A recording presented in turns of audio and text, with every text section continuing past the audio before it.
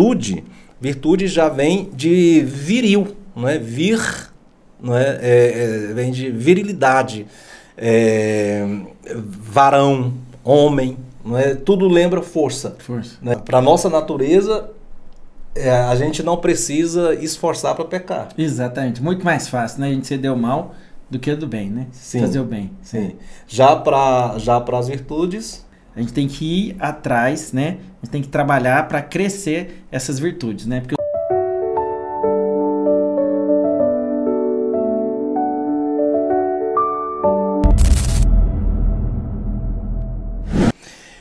queridos irmãos e irmãs, graça e paz, sejam todos bem-vindos, bem-vindas a mais um encontro semanal entre nós. É uma alegria muito grande. Fique conosco até o final, porque eu tenho certeza que isso vai ajudar demais na sua vida e na vida de outras pessoas que você pode impactar, que você pode ajudar, né? Nós temos sempre esse pedido de que você, já antes que você se esqueça, que você possa, se está chegando aqui pela primeira vez, se inscrever no nosso canal, também curtir, compartilhar, fazer com que a sua interação, conosco através aí do canal, faça com que a plataforma dê relevância ao nosso podcast, não é? Então, isso é um trabalho missionário, que não lhe custa nada, mas lhe custa aquilo que é um ato de amor, não é? E a gente agradece muito por você estar aqui, agradece também a você por ter essa iniciativa de fazer essa palavra chegar até os outros. O tema de hoje é um tema instigante.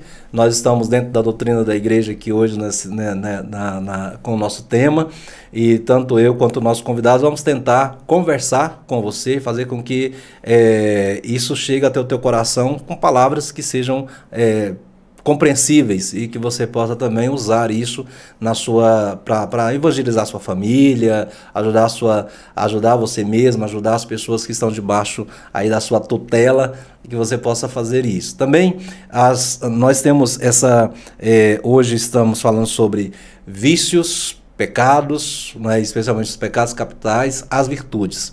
E puxando mais hoje ainda para um dos pecados capitais que a gente chama de avareza.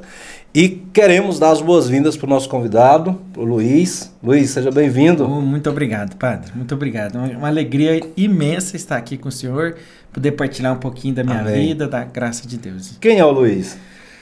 Bom, o Luiz Cláudio é um paroquiano que ama muito a igreja, né, abençoado por Deus. Eu sou servidor público federal, sou policial federal, tenho 3 filhos. Comecei há alguns anos, mais ou menos uns 30 anos, na renovação carismática. Já fui catequista, coordenador de grupo de oração, já participei de vários movimentos da igreja, conheço essa maravilha que é ser católico. Eu me defino como um filho muito amado de Deus que busca colocar, né, na minha miséria os meus dons a serviço. Que bom. Então, Luiz, a gente eu fiz essa introdução falando sobre o tema de hoje, mas para a pessoa que está aí nos acompanhando, né? Você que está aí do outro lado da tela nos assistindo, né? Nos ajude aqui com as suas palavras e como leigo católico, como alguém que está inserido aí no mundo, que está vivendo situações das mais diversas, né? Que vê, que enxerga o mundo. Não só porque eu posso dizer com a minha visão de padre, daquilo que é do confessionário, dos atendimentos, né, daquilo que é a nossa experiência, daquilo que a gente lê e estuda, mas com a visão de um leigo católico inserido, engajado, que estuda, que aprofunda, que reza. Porque é importante falar sobre pecado e virtude. Por que isso é importante? O que isso impacta na vida de alguém? Padre, eu sou médico veterinário de formação e fiz mestrado em saúde pública, na área de vigilância, de prevenção de doenças. E eu descobri que existe a terapia das doenças espirituais. E essa terapia das doenças trata justamente dos pecados e das virtudes.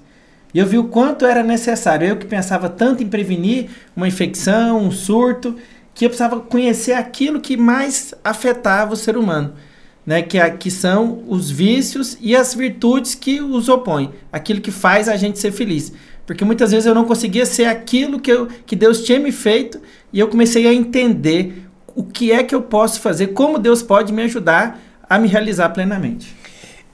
Então, se a pessoa ela é treinada, né, ou sei lá, se ela é educada ou tem uma visão para as virtudes, isso impacta na saúde dela, isso quer dizer? Com certeza, na saúde física dela? Exatamente, a gente é psicossomático. Nós temos aí várias doenças que são causadas pela nossa forma de viver, pela nossa forma de pensar, pela nossa forma de agir. Sim. Quanto mais o nosso coração é generoso, quanto mais ele é aberto a Deus, quanto mais ele é amado por Deus, menos a gente sofre. A gente consegue administrar bem, dorme bem, manter o sistema imunológico em dia. Então, é algo que só traz benefício para a gente e para quem está próximo. Tem gente que fala assim, dormir o sono dos justos, né? Plenamente, por causa da justiça. Pela graça de Deus, pela graça de Deus. Agora, São Paulo fala na 1 Coríntios, quando ele fala sobre a Eucaristia, né? Sim. Que muitas pessoas comungam em pecado, etc. Ele fala assim, não é de estranhar que haja tantas pessoas enfermas entre vós, né? Porque a gente, claro que a gente não está aqui reduzindo as doenças à questão do pecado, né? Essa é uma visão que seria reducionista.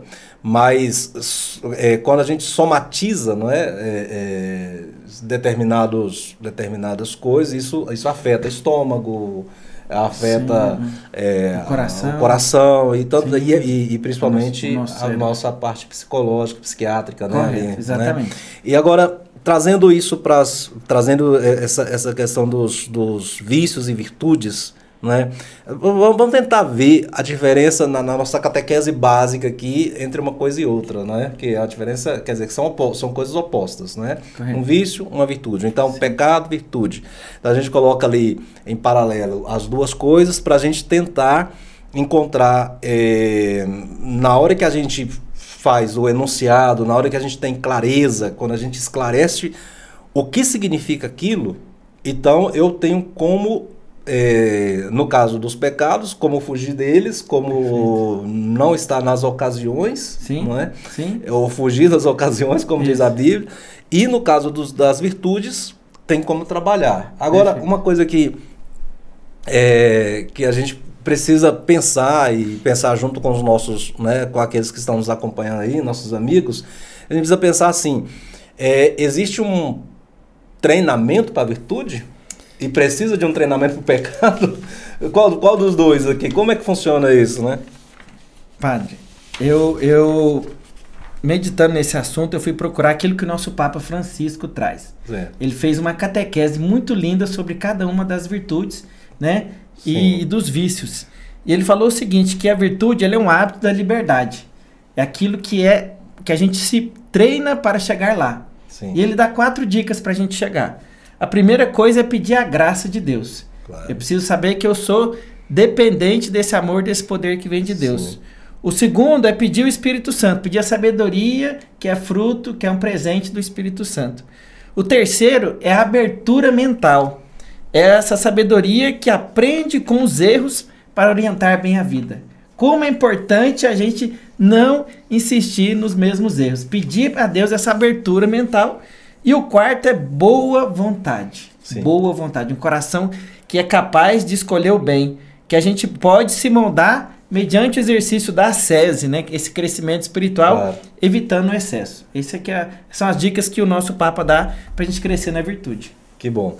Gostei muito quando você citou aí essa questão da abertura mental, né? Porque tem gente que é um brucutu mesmo, assim, né? É uma pessoa que parece que virou uma pedra, não é? Exato. Assim, é o meu jeito, eu sou assim, se quiser me aceitar, tem que ser assim, não é? Porque não. É como se os outros fossem obrigados a engolir aquela pessoa, não é? Porque ela determinou e aí já vem a palavra, né, determinismo, ela determinou que ela é daquele jeito, que a gente chama de síndrome de Gabriela, né? Eu nasci assim, eu cresci assim, vou ser sempre assim e vou morrer assim, não é? Então, a gente precisa pensar assim, se eu não abro a minha mente para o novo trazido pelo Espírito, Né? Então, o que diz Jesus? Eis que renova todas as coisas. Sim. Né? Aquele que está em Cristo é uma nova criatura, Sim. diz a palavra. Né? Correto.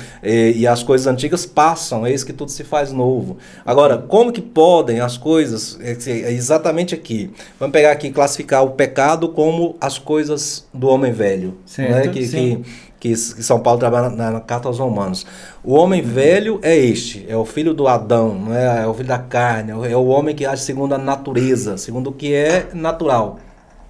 Então, já a virtude é coisa para o homem novo, não é? Para a nova criatura. Exato. Não é isso? Exato. Eu gosto muito de Romanos, quando ele fala, né? Transformai-vos pela renovação do vosso espírito, a fim de que possais discernir o que é bom, o que é belo, o que é agradável, o que é perfeito. Né? Deus pode fazer algo bom, algo novo e algo maravilhoso na minha vida hoje, né? Sim, certo. A gente tem, tem muitos filmes, muitos livros, muitas coisas assim sobre os pecados capitais, não é? Desde de adolescente mesmo, a pessoa que nunca pisou na igreja, que não tem vivência de igreja, ela já ouviu falar de pecado capital. Porque tem filmes, tem um monte de coisa. E tem gente que inclusive romantiza, não é? Romantiza como se fosse uma coisa assim, até bonitinha. Não nos esqueçamos que Satanás gosta desses negócios, né? De atrair através de uma roupagem, não é, de uma máscara, de que é uma maquiagem, de que aquilo é uma coisa boa. Sim. Então, o que é um pecado capital? A gente sabe, o capital significa, aquele, vem da palavra cabeça, não é? Capta, não é? Cabeça, e dali, de um pecado capital, você tem então várias ramificações que dão origem de um pecado capital, dali dão origem muitos outros pecados, não é? Quer dizer que é um pecado que origina outros pecados, né? Que é a cabeça de outros, não é? Quer dizer, se a pessoa, vamos pegar aqui uma capital do estado de Goiás, então daqui então nós temos os municípios que a gente chama do interior. Correto. Quer dizer, que daqui sai um comando, não é? Sim. Governamental para tantas outras... Envia destacamento, né?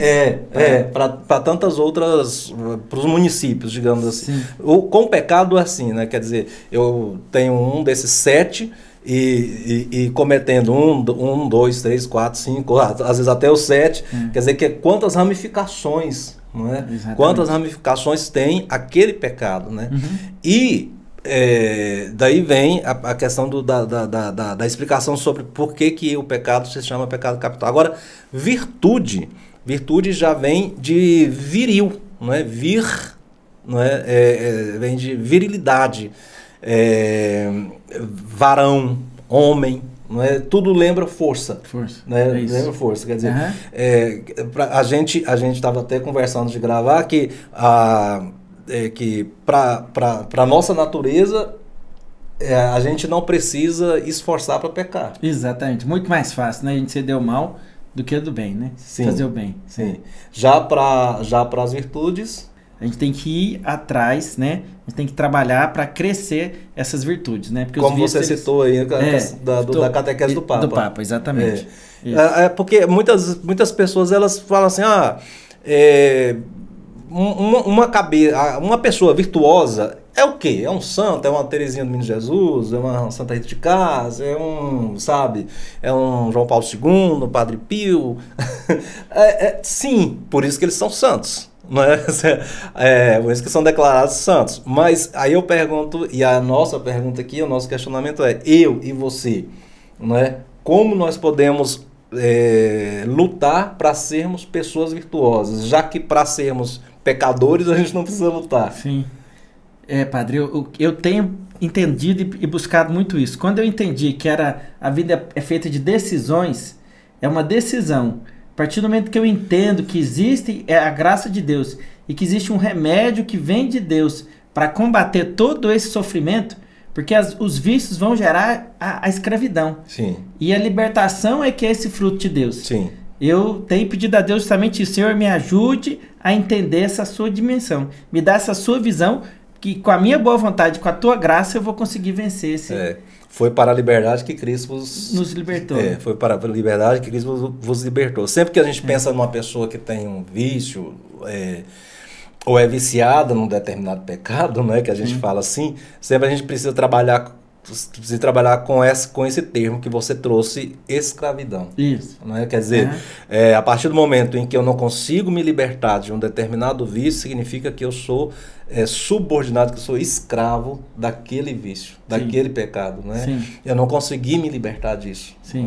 E também a gente chamaria de, não só de pecado, mas também de... vamos dizer, de pequenos defeitos do dia a dia, não é? Que a pessoa você fala assim, como é que eu vou discernir aqui na minha vida, no meu dia a dia, ou até com uma pessoa que está perto de mim, se essa pessoa ela é escrava ou se ela é livre, não é? Por exemplo, é uma pessoa que ela é escrava da mentira. Ela não consegue sair daquilo ali, porque aquilo ali, ela mente sem perceber.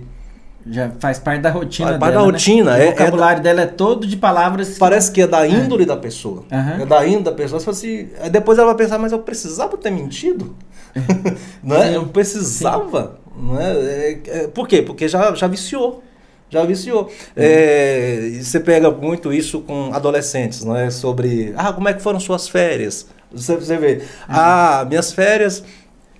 Um começa a contar que foi pro sítio do vovô, não sei na onde, foi pra praia, aí foi pra um hotel, não sei onde, foi pra um resort na beira não sei, lá em Cancún. E o outro lá ali que não foi pra lugar nenhum, que ficou em casa, que é mais pouco, não, mas eu também fui, não sei pra onde. E dali já começa a desenvolver uma tendência para que a pessoa vai tendo uma vida, uma tendência para um vício. Não é? E aí tem a questão da mentira, depois a gente pode pegar qualquer outro vício ali, o vício de não dizer, hoje eu não vou beber. Não é? Aí a pessoa tem gente que não dá conta disso. Se ela não beber, ela começa, quer dizer, fica inquieta e vai beber, que eu falo de bebida alcoólica, né? Viciada. Depois vem para o cigarro, depois vem para a pornografia, depois tem outros. Quer dizer, isso puxa o outro, né? E depois, agora vamos fazer um exercício aqui com os nossos irmãos aqui também, não é? Não sei se você sabe, mas vamos lá. 7 pecados, 7 virtudes. Ok? Então, eu digo um pecado e uma virtude, você vai e diz o próximo pecado com a próxima virtude. Pode ser assim? Certinho. Então, vamos lá. Correto. Vamos lá. Orgulho ou soberba, a virtude oposta, humildade.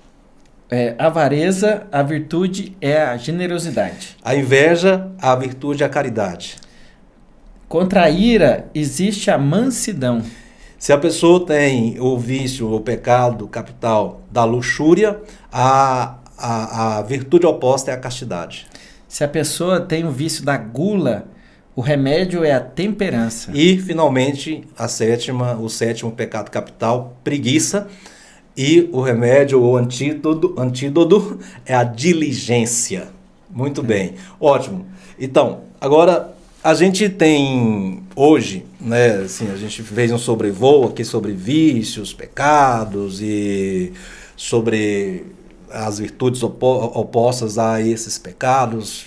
Descobrimos o que é uma pessoa virtuosa, etc. Mas vamos falar hoje, assim, vamos tentar pegar um dos 7 pecados capitais e focar nele aqui para a gente ter um pouco de... Você topa? Vamos então sim. Vamos lá. Vamos pegar o pecado da avareza. Correto. Né? Pegar o pecado da avareza. O que dizer desse pecado capital, que dele brotam outros, né? Como qualquer outro pecado capital, como a gente falou. O que dizer deste pecado da avareza? É um pecado comum? Muito comum, padre. Muito comum. Eu vejo que a avareza ela é um apego, né? É um apego aos bens e às vezes não são nem bens de alto valor. Às vezes coisas pequenas que a gente não empresta, que a gente não compartilha e que muito menos a gente dá. Cada vez que a gente se sente que está preso a determinada coisa, aquilo ali é um sinal de avareza, né? Ele tira a nossa liberdade. Ele gera uma ansiedade, ele gera uma preocupação descabida, né? Então isso é uma coisa que acontece muito na vida de todos nós, né? Sim. Assim, o avarento, O avarento, eu me lembro quando a gente era criança, que alguém pediu alguma coisa emprestada, né, sei lá, até tava lá, fui lá, não sei aonde andou, não sei quantos quilômetros atrás de um pé de manga, conseguiu lá, vem com aquela dificuldade, aí você vai descendo a ladeira lá e encontra um outro moleque lá da mesma idade, e fala assim, me dá aí uma, me dá duas, não sei o que, aí vai lá e busca, eu sofri, desse é avarento, rapaz, desse é avarento demais, que é isso? Não tem isso? Eu peguei os negócios, tá no meu bornal ali, né, e o outro fala, não, é meu. Avarento, que é isso, você que lute, né? Mas a gente fala isso na brincadeira, mas isso é uma coisa que pode também vir a trazer para a pessoa, no sentido social, quanto também no sentido espiritual, prejuízos. Correto, exatamente. Né? Eu vejo que ela é uma doença que não é da carteira, é uma doença da alma. A gente sempre tem que pensar que a avareza ela não está ligada ao quanto você tem, mas a atitude, o seu olhar sobre os bens, né? Muitas vezes é uma preocupação muito grande com o futuro, alguma coisa assim que a gente está achando que eu tenho que acumular para poder prevenir algum problema, né? A gente fica pensando assim, como que eu distingo, né, um avarento quanto mais? Sim. Não é como que eu, padre, né, faço ali uma avaliação, um diagnóstico de uma pessoa avarenta quanto mais. É uma pessoa que deixou de confiar na providência. Muito certo. Né? Verdade. Assim a pessoa avarenta normalmente ela é extremamente insegura. Sim. Extremamente insegura sobre a bênção de Deus sobre ela, sobre... Jesus tem uma frase assim, por que vocês estão preocupados com o dia de amanhã? Que vamos comer? Que vamos beber? Que vamos vestir? Não tem essa passagem de Jesus? E por quê? Jesus fala assim, para cada dia bastam seus próprios problemas, suas próprias preocupações, né? Ou em outras traduções da Bíblia, para cada dia sua própria malícia. Então, normalmente o avarento, ele não consegue pensar como Jesus pensa, não é? Como ele fala, olha o lírio do campo, né? Nem Salomão no seu maior esplendor se veste tão bem, no entanto ali, não é? O lírio do campo, olha os pássaros do céu, não semeia, não colhe, no entanto, nenhum deles cai de fome. O Pai, vosso Pai do céu, vos dará aquilo que é necessário. Sim. Agora, o avarento ele não pensa assim. Como é que o avarento vai pensar? Se eu der isso aqui, eu tenho 5 quilos de arroz, o padre lá falou que precisa comprar a cesta básica para os pobres. Se eu pegar aqui esses 5 quilos de arroz, a minha família vai passar fome, não vou dar. Eu tô aqui com um carrinho, aí eu compro bolacha, compro chocolate, compro não sei o que, vai enchendo o carrinho de um monte de coisa. Aí, mas eu preciso ajudar levar o alimento para a cesta básica lá da paróquia. Aí que a pessoa vai pensar assim, não, mas se eu tirar isso aqui, vai faltar aqui. Sim. Vai faltar. Se eu tirar daqui, vai faltar aqui. Sim. Se eu pegar, tem, sei lá, 3, 4 camisas, se eu der essa aqui, e se eu precisar lá na frente? Correto. Então eles são acumuladores. Sim. Não é? Você vê que tem pessoas que têm essa doença, né? Sim, de acumular, pesado, que é uma patologia. Isso. Não é isso? Isso. Vamos dizer assim, é o sintoma extremo da avareza, né? Até onde ela pode chegar. São pessoas que não conseguem partilhar, não conseguem educar o outro, no sentido assim, os próprios filhos para a partilha, né? Uma casa onde não se ensina, né? Onde não se ensina a partilha, não precisa nem ensinar a pessoa a acumular, já é natural. O Papa até fala, né, que é uma relação doentia com a realidade, que pode até ser visto psicologicamente como apropriação compulsiva ou acumulação patológica, como o senhor falou. Pois né? Desse jeito, né? Assim, tem dos mandamentos da lei de Deus, né? Tem um dos mandamentos lá que é não desejar as coisas alheias. Sim. O avarento também, ele pode cair nisso, né? Sim. Né? No desejo, não só de possuir com o próprio esforço, porque ele vai dizer assim, olha, fui eu que trabalhei, eu que lutei, eu que acordei cedo, e daí que eu acumule. E daí que eu não queira dar esse sapato, eu não queira dar essa camisa, eu não queira dar este brinquedo, e daí? Não é? O que você tem a ver com isso? Aí quer dizer, ela já admite que está pecando, admite que é assim, quer dizer, não quer mudar, não tem a abertura, como o Papa falou, a abertura de mente, não é? Tá, paciência. Só que tem outra coisa que o avarento também tem e que ele pode até não ter percebido, que é justamente a cobiça, não é? Por que que eu quis esse carro? Por que que eu quero? Porque quero essa marca de sapato. Porque eu quero esse tipo de coisa. Aí você já vê a criança que dá birra para ter aquilo. Às vezes o adulto que é também birrento para ter aquilo, e ele é tão birrento que enquanto não consegue, porque se o meu cunhado comprou, por que eu não posso comprar? Exato. É rede social, né, padre? Se eu vi no Instagram fulano com por que eu não posso ter? Todos os meus coleguinhas têm. Na minha casa. A gente fala também do sexo masculino, mas também tem a parte das meninas, das mulheres, né? Quer dizer, do ser humano. Sim. Do ser humano. Sim. Desejar. Olhou, desejou, quer possuir. Né? E quer possuir por quê? Porque na natureza daquela pessoa, o pecado da avareza está tão arraigado, que ela já começa a perder o senso. Por isso que o pecado da avareza, ele não tem apenas consequências espirituais, porque é pecado, e dali nascem outros. Sim. Né? Você pode dizer, tá, e daí eu não estou nem aí para isso, não acredito nessas bobagens que está falando, daquele tipo ignorante, né, que pode dizer isso, não, mas tem consequências sociais. Não é? Quer dizer, você conviver ou ter um avarento perto de você pode trazer consequências trágicas. Haja visto, por exemplo, uma família formada, não é, ali, que não foi formada na partilha, que não foi formada na generosidade, né, nessas coisas. Quando morre o pai, morre a mãe. Não, vamos antes. Às vezes, quando fica idoso, eu tenho que trabalhar, eu tenho que comprar, eu não tenho tempo para cuidar de você, te interno no abrigo de idosos, no asilo. Se vira para lá. Terceirização. Se vira. Por quê? Porque eu não tenho tempo para cuidar de você. Não tenho tempo.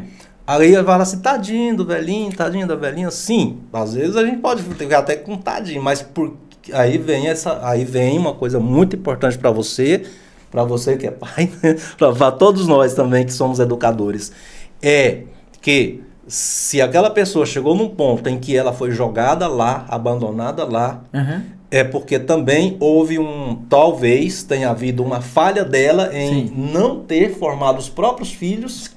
Exatamente. Vai estar colhendo aquilo que não plantou, né? A falta de trazer esses valores, de repassar para os seus filhos o tanto que é importante esse desapego, né? Essa abertura, saber que a gente é apenas administradores, nós somos cidadãos do céu, a gente está aqui de passagem, né? Saber educar as pessoas também, e nos educarmos para a gente saber o que no fundo realmente importa. Sim.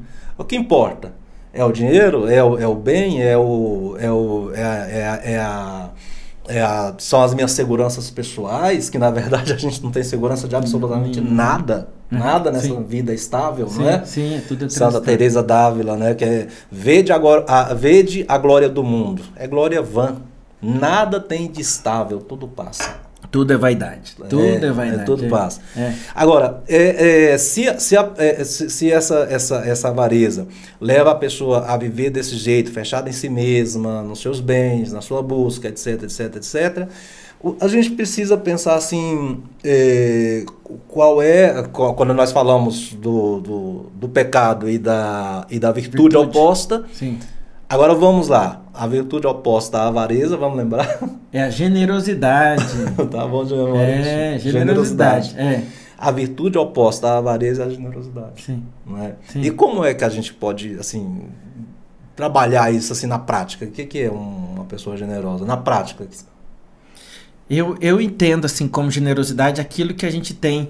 Quando eu olho os bens, eu vejo que eles não são meus. Deus me deu aquilo para administrar. Deus me deu ele para produzir, para render, né? Cada vez que eu olho para aquilo que Deus me concedeu, todos os dons que ele tem, eu não penso generosidade só nessa parte monetária, mas no meu tempo, nos meus dons, né? Na minha relação com o próximo. Sim. Então eu sempre me coloco à disposição. Sim. Eu peço a Deus, falo, Deus, o que eu posso fazer aqui nesse lugar que eu estou, no meu trabalho, na minha família, como é que eu posso somar? O que o senhor deu para mim? Seja o meu carro, seja o meu celular, né? O que eu posso fazer para tornar aquele ambiente melhor com aquilo que eu tenho hoje na minha mão? Bens materiais, bens espirituais, Sim. não é? Sim. Bens imateriais, que é a nossa inteligência, o aprendizado. Sim. Tudo isso digamos assim, é próprio da pessoa que tem a virtude da generosidade, colocar isso a serviço do próximo. Sim. Agora, é preciso a gente pensar aqui. Existe uma diferença entre o justo e o generoso. Porque tem muita gente que está sendo apenas justa e está pensando que é generosa. Explica, cara.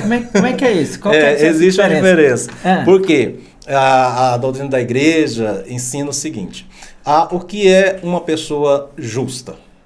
Eu tenho aqui um guarda-roupas, e esse guarda-roupas tem um monte de roupa que eu não uso, tem um monte de parte de sapato que eu não uso, tem um bocado de penduricalho aqui, de coisas aqui que eu poderia, ferramenta que eu não uso. Certo. E aí eu sei que tem gente que está precisando. Sim. Eu vou lá, coloco tudo ali numa caixa, levo ou pro bazar da igreja, para uma obra social, ou eu simplesmente, por iniciativa própria, partilho isso lá com a diarista, com alguém.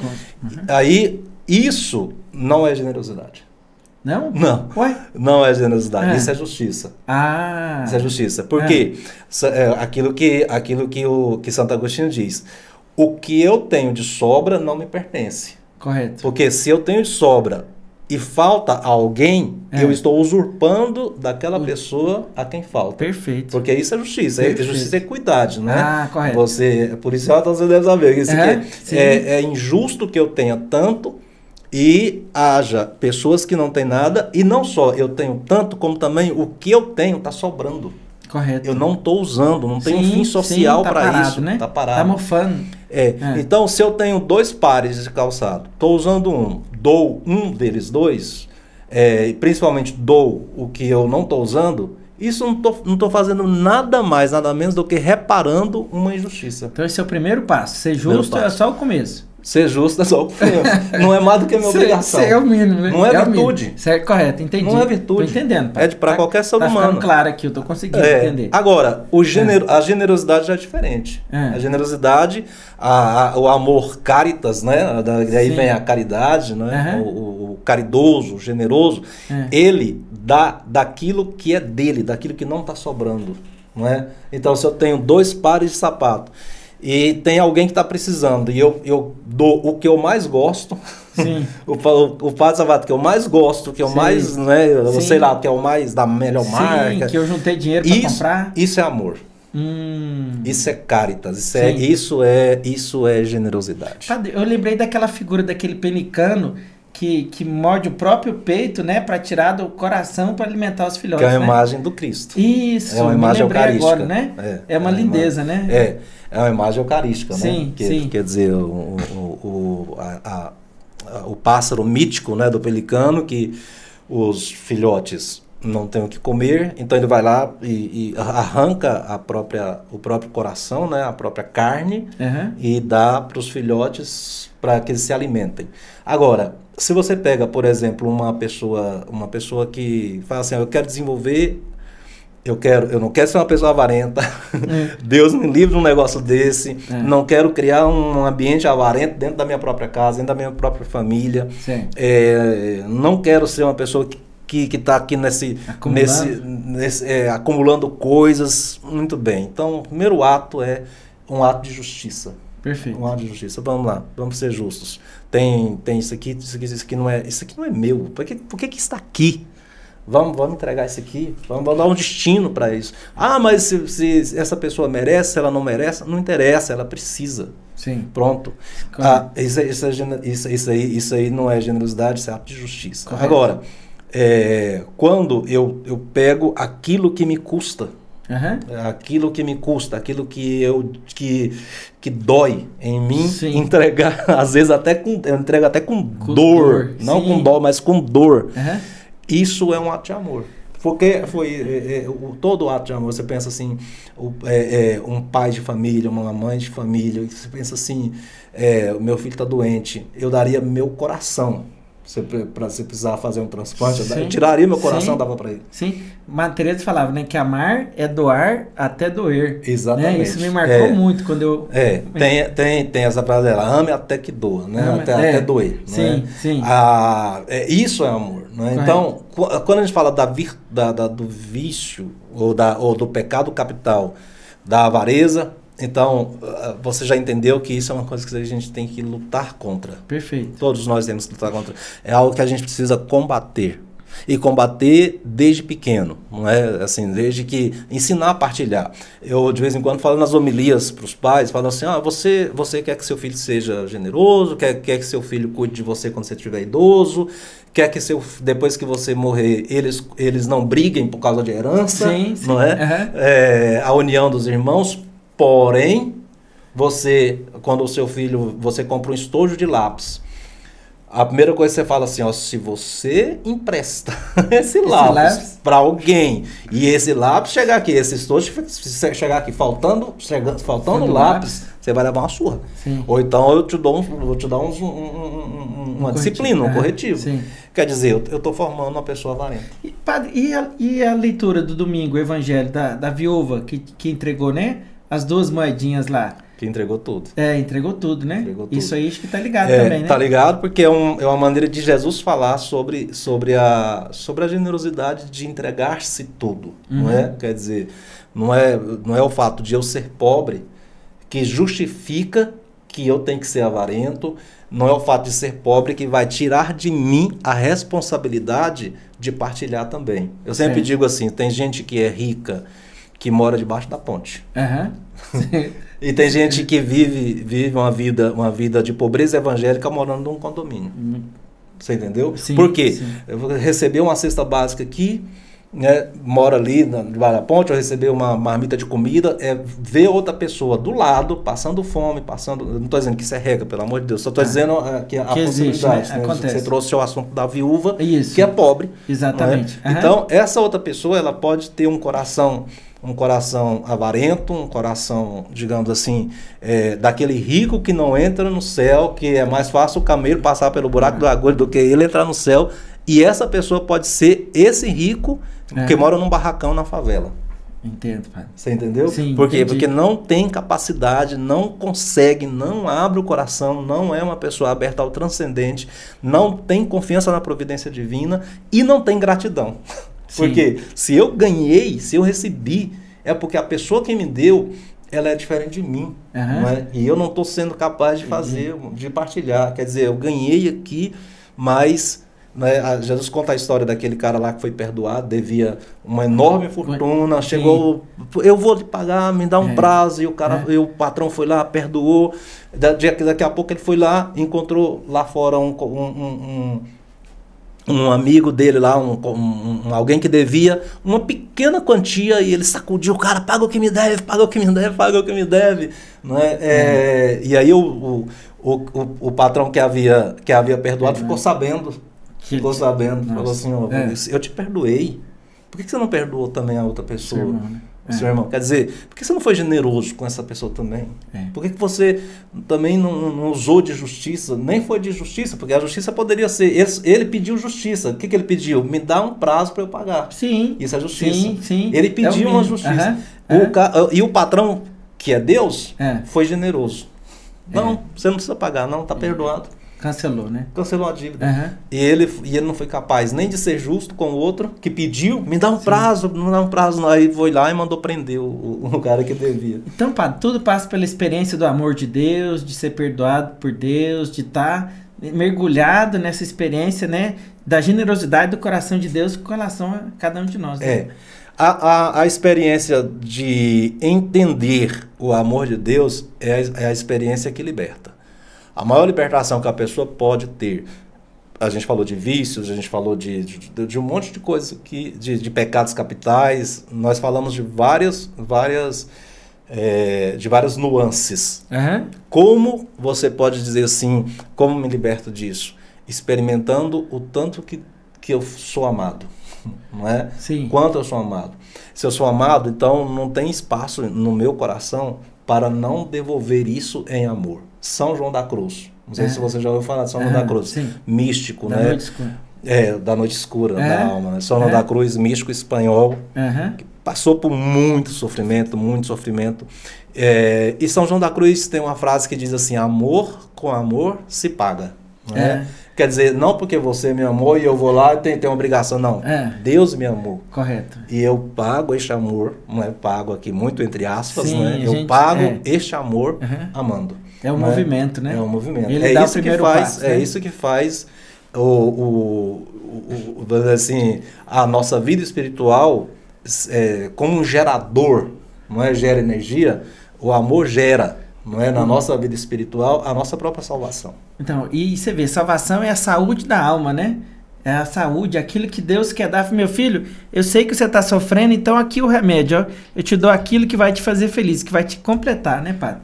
Que vai te completar, mas não só que completo, nós precisamos entender completo, pleno, quando eu estiver lá no céu. Só chegar lá.